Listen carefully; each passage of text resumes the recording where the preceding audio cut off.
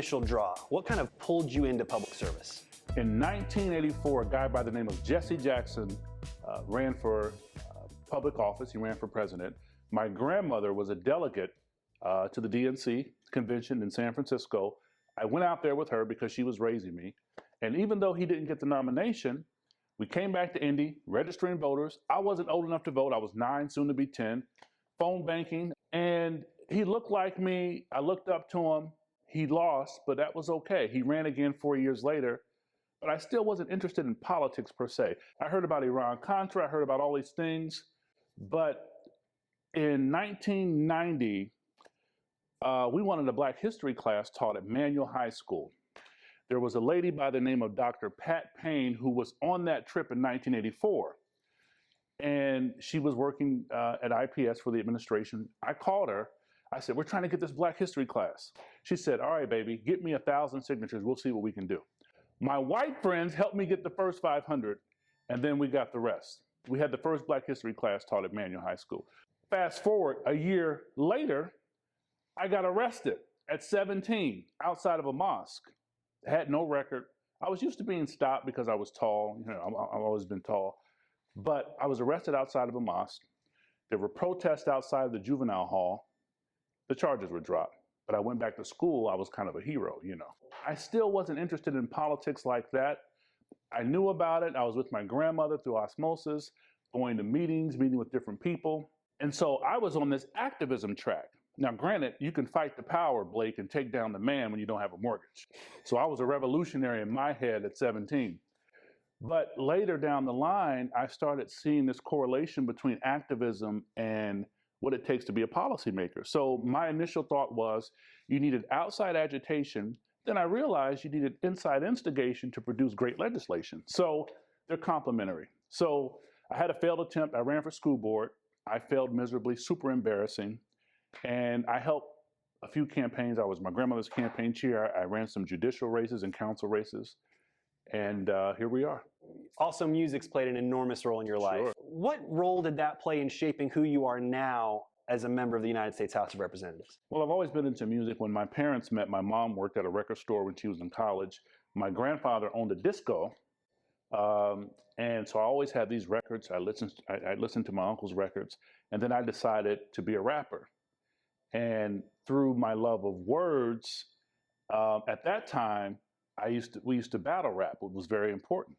Well, at that time, you know, you had to have a dictionary and you had to be good at wordplay. Now, not so much. It's okay. But my love of music came just watching my mother. My mother had a Blue Duster. It was a car. And she didn't have an FM radio. So we'd listen to rock music. My mother loved rock music. And I grew up on one end with my uncle's soul records, but my mother, she loved Billy Joel. She used to call me AC/DC. My mother loved Van Halen. She was a big Phil Collins fan. She loved the Eagles. When you think about all that music and then also the performing side of it, right? And I remember when I interviewed to work for you, we talked about that piece of it because I was in a Christian rock band and was very proud of that. There's something about being on stage that I think translates really well to your ability to then help get a message out. So do you think that your time as an MC actually helped you be better effective at communicating with constituents and stepping to a mic and with confidence being able to capture their voices and take it to the halls of Congress? You know, I don't always get it right. That's a great question. I think it helps perhaps in my ability to read a crowd and speak on the fly. If something was happening with the sound, you know, switching to someone beatboxing and then you just kind of go. But all of it helps. All of it helps. All of it has helped. But I think the performance piece, it's not that you still don't get nervous. It's that you're able to kind of manipulate and hone that energy for good results. You're about to give a big speech on the floor, important moment. Do you got headbuds in, getting in the space, or how's that work? Yeah, it depends on the content. I mean, I always take my job very seriously. Some would say too seriously, but I like to have fun too, as you know. And I think if you know a person's history, there's no longer a mystery. So if you know my background, what people think I may be, deliberately trying to, be provocative, it's the poet in me. It's me communicating with the crowd. I'll put in some zingers because, I'm here for warfare too. But also, I think my way and my delivery is a lot clearer when you understand my background. You were a young guy when you got elected to the Indianapolis City Council. You were a young guy when you got elected to Congress. You're still a young guy. I got to be careful. You're still a young guy. Still a young guy. What do you think that says about the importance of being a young person who's leading? Right. I think there's this question of, do I need to wait my turn? Do I need to sit in line? You didn't necessarily follow that model. What does that kind of say about your approach to all this? Well, I had a few false starts. When I had those false starts, my grandmother was still alive. And when I failed, people were saying, see, Carson name doesn't have magic. And she never saw me get to Congress. But I think because of those false starts, and I was very frustrated with what I thought was the line, but I also understood I had this legacy piece I was trying to navigate through and break away from in many ways. I think that there's some value in having institutional wisdom, and I've gotten a greater appreciation for it. If you had all folks my age on down, we're competitive. We're competimates. We're going to kill each other. But when you have folks who are seasoned, who have a few gray hairs, who may perhaps be boomers, you're going to have a different kind of reference point and seasoning that is required to be a good governor or a good senator, or a good member of Congress. But I think it's important to have younger people, because what you see is, if you don't have the right balance, too many people who have been there for too long, they tend to get stuck in their ways, though they have great wisdom.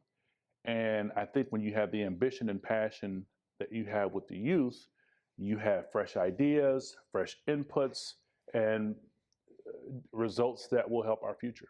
The data shows that 20 and 30 somethings are struggling to understand the politics and policy of DC, right? And often become disillusioned to it. Sure.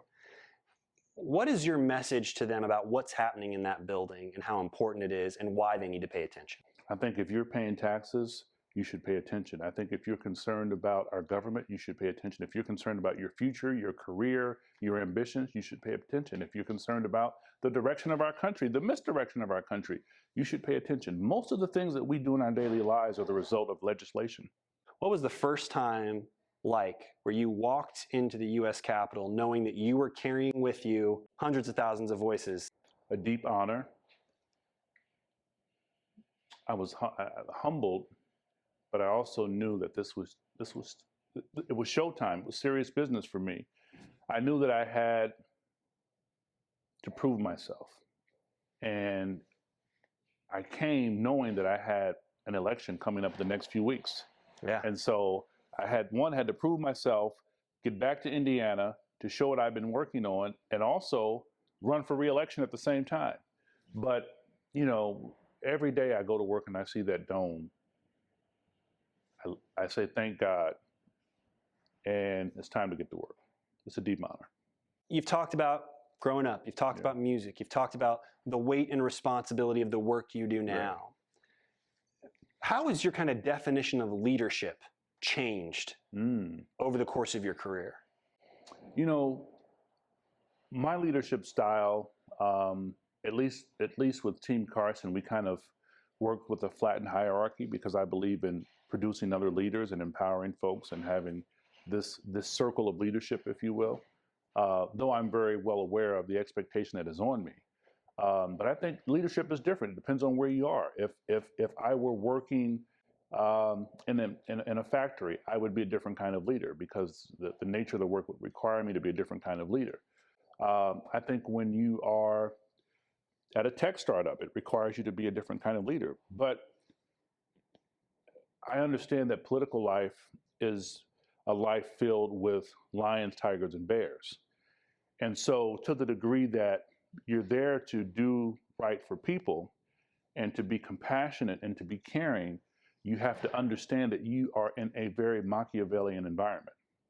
And when you understand that, I think it empowers you in a different way, especially if you are inclined to be agreeable. Some people will take your agreeableness as a sign of weakness. And so I think it's important to be a public servant, to be giving, to be caring, but also to establish strong boundaries. And it's something that, it's a muscle that I even had to strengthen. My grandmother, one of the things she told me right before she passed, I was on the city council and I was saying, oh, I have to go here, I have to go there. She said, baby, do not let people do to you what they did to me. I got to the point where I couldn't say no.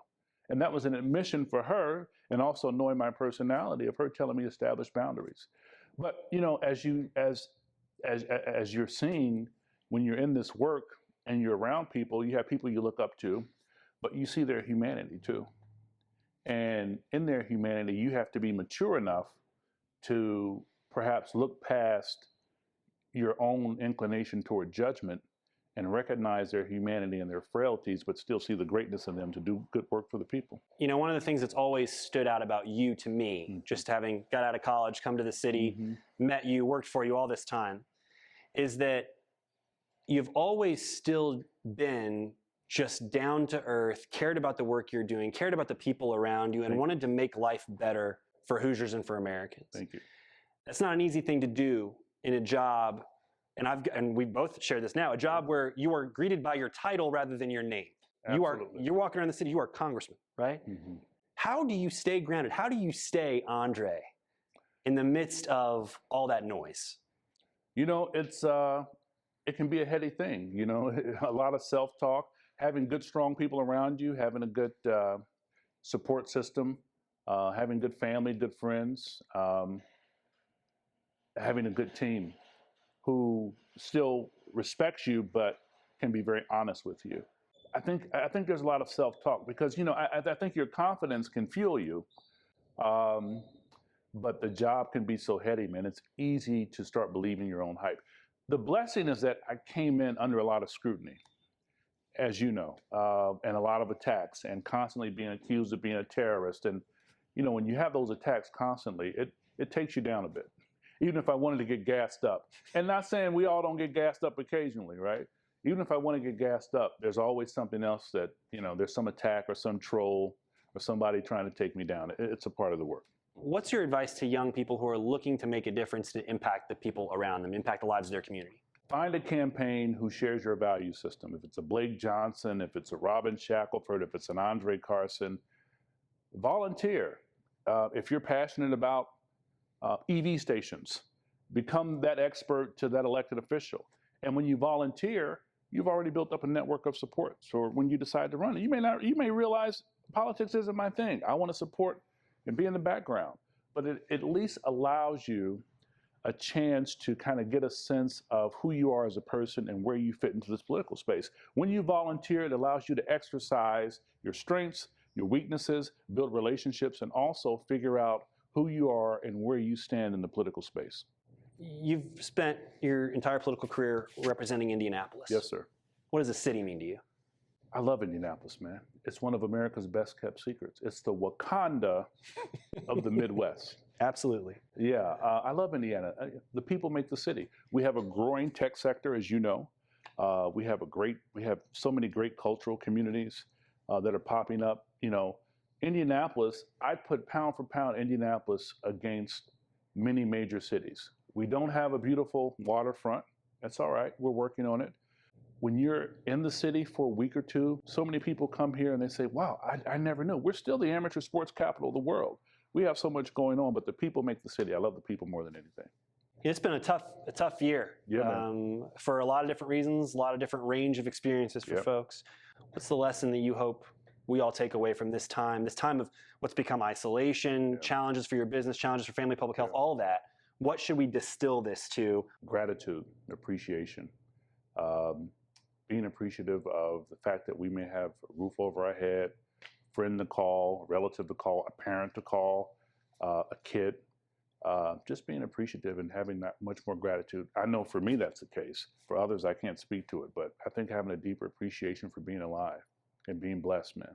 Speaking of gratitude, you know, I tell everyone who will listen that my entire career started by you giving me a shot in your office. Brother, God is good, man. You're a rock star. You helped us out, man. And I just want to say thank you for not just for that. I mean, that's more selfish. But thanks for the way that you stand up every single day and fight for Hoosiers. And I greatly appreciate all the work you do. We fought some great battles, and I'm proud of you, man. Thank you, Your sir. future's bright, my brother. Appreciate that. All right. Thank you.